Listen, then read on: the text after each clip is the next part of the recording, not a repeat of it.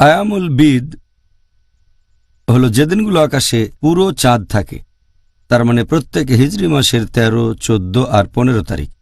আমাদের নবী মুহাম্মদ সাল্লাল্লাহু আলাইহি ওয়াসাল্লাম বলেছেন, এটা আছে সুনান আল নিসাইতে, বুক অব ফাস্টিং, হাদিস নাম্বার 2424।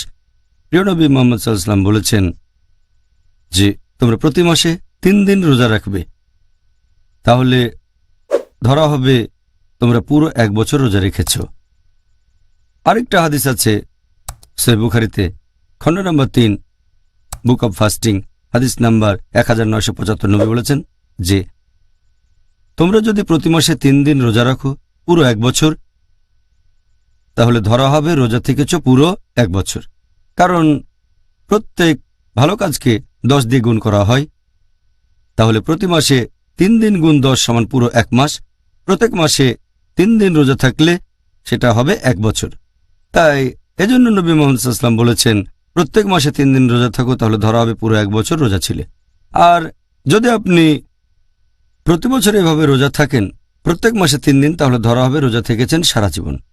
এ কারণে প্রিয় নবী মুহাম্মদ সাল্লাল্লাহু আলাইহি ওয়াসাল্লাম বলেছেন, তোমরা আয়ামুল বিদের সময় রোজা রাখো। তাহলে এগুলো তো খুব গুরুত্বপূর্ণ। আলহামদুলিল্লাহ।